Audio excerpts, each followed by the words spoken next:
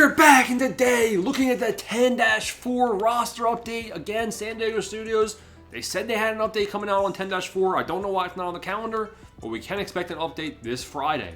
So we got to go through and give my final projections for what overall everyone's going to. I think we got 15 players to talk about today. A lot of people moving up. Also, end of season, boys.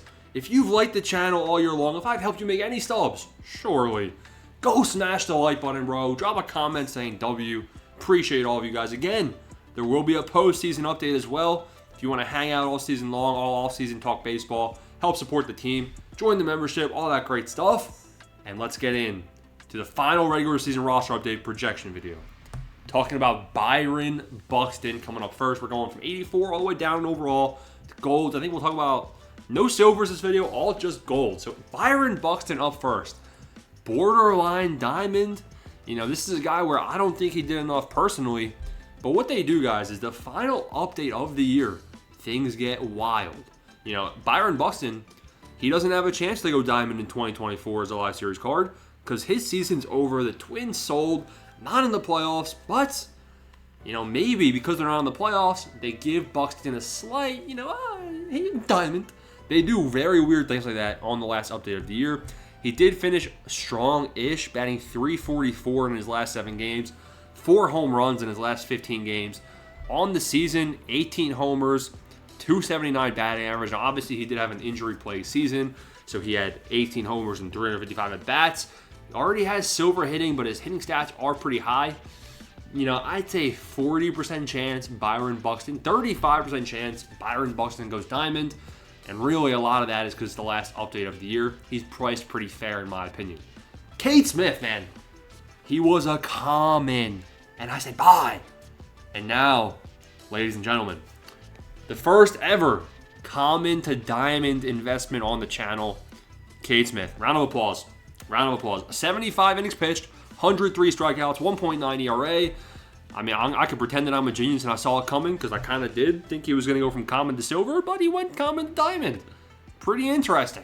This guy's been lights out to end the season. 7 innings pitched, 13 strikeouts, 0 walks, 4 hits, 0 runs. Insane. Insanity. And we have our first diamond lock, ladies and gentlemen. I'm proud to say, Cade Smith, you are now a diamond, and there is still stubs to be made. Even if by some weird event, he doesn't go diamond. He's also in the playoffs. He can play his way even higher than Cade Smith, ladies and gentlemen. I'd be buying even at 2,200. You got to risk it for the biscuit. Devin Williams is up next. It hurts my brain to talk about Devin Williams. He is always an 83 overall. They never give him the right boost. I've been burned in the past on this guy. You know why? Look at his stats. Clutch maxed out. Hits per 9 maxed out. K per 9 pretty high. Walks per 9 trash. In real life, to finish the season, 7 innings pitched. 3 walks. That's not ideal, not great. He was walking people. He did have 11 strikeouts. Like, all right, in real life where I live, Devin Williams is a diamond. He played very well. In his last 15 games, 27 strikeouts and 15 innings pitched. That's nuts. 7 hits, it's pretty good. 2 earned runs, very good. 10 walks in 15 innings. Are you dumb? So, like, people are saying he's like a fringe diamond. Or maybe even a diamond lock. Like, I'm gonna slow the bus. I'd be selling it. I'd be selling at 2,000. I'd be selling. Now he is in the playoffs. If he doesn't go up, maybe you buy. I don't really know here. Devin Williams is a guy where I will never, ever invest. He could be a 55 overall. Hell no. Ryan Walker up next. Now this guy, he should be diamond. Now this is a guy where he should be diamond in the real world. Last 15 games, 18 innings pitched, 25 strikeouts, 4 walks. That's pretty good. 8 hits. That's pretty good. 2 runs. He needs a K per 9 boost. And he finished off with 4 strikeouts in 7 innings. You're kidding me. The Giants obviously are in the playoffs. We're going to talk about Snell in a little bit. I wish that he had a stronger finish to the season to really secure a +2 to diamond. I got bad news, guys. Ryan Walker. He's looking like a +1.5. +1.5. You heard me. Do they round up? What's his true overall?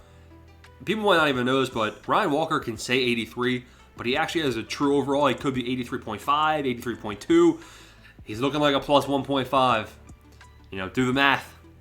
I don't know. It's really close on if Ryan Walker goes diamond, but since it's the final update of the year, I'm gonna say I think he deserves it. Jackson Merrill up next, a guy that is in the playoffs, and I think they're gonna make him earn his way to diamond. I think he's looking like a +1. I think Jackson Merrill +1 looks all right. 15 games, 340 batting average, only 1 home run. The power's been down, but the batting average is up. Had a really strong season. Hopefully he continues it in the playoffs. He can earn his way to diamond there. Brian Wu. Now, I believe Brian Wu may have earned his way to diamond. Yes, his final pitching performance of the year, he had 5 innings pitched with 8 strikeouts and with a 48 Ks per 9. That is how you pitch your way to diamond. He was a borderline +1 before that start. And now he's looking like a +1.7, +1.6, +1.7. Borderline diamond. We're going to give him the bump. Oops, and he's diamond. Brian Wu, that's a projection. 70-30 chance I'd give him. Michael Harris II. Yeah, he's not going diamond this time. Again, this is similar to Jackson Merrill. Got to play your way up there, buddy. But he did have a strong finish to the season. His price is higher because the Braves, they just played their doubleheader, and now they're playing the wild card. So people are probably already investing in him for that playoff update. Honestly, not a bad idea. He's a pretty good player, man. 359 batting average to end the season off in his last 15 games with 5 home runs in his last 15 games. He could be getting a +1 this update. I'd say there's like a 65% chance that happens. Now, diamond, nah, I don't think so. Shota Imanaga up next. Did I skip him? Where are you, Mr. Imanaga? There he is. So Shota Imanaga, this is a guy where, get the banks ready, boys, because I think Shota Imanaga you can buy up right now. He's looking like a +1.7. +1.7. And, if he goes +2, like I'd say there's a 50-50 chance he goes +2. He should get a +1. So +1, you're making stubs no matter what. +2, you're rich like me. To finish off the year, man, he had 13 innings pitched, 15 strikeouts. That's really good. Only 3 walks, only 2 earned runs, 11 hits. Maybe the hits is not great, but I see a Ks per 9 boost in Shota's future, and I really, really like Shota Imanaga as a buy, even today, even right now.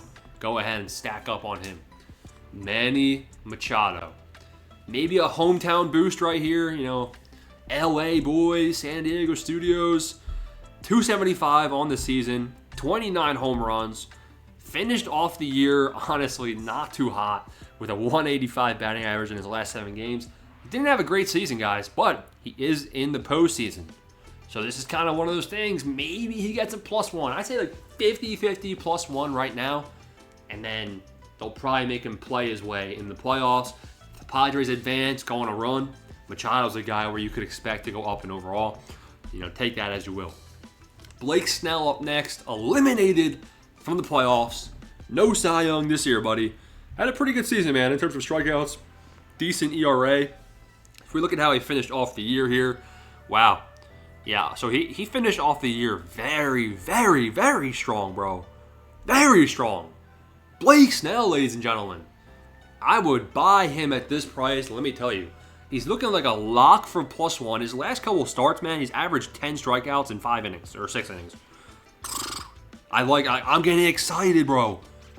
Put some stubs into Blake Snell right now. He's looking like a +1. Honestly, in my book, +2. And then we got Cole Ragans. Yeah, it's not looking good. It's not looking great. It's not looking amazing. Not looking terrible.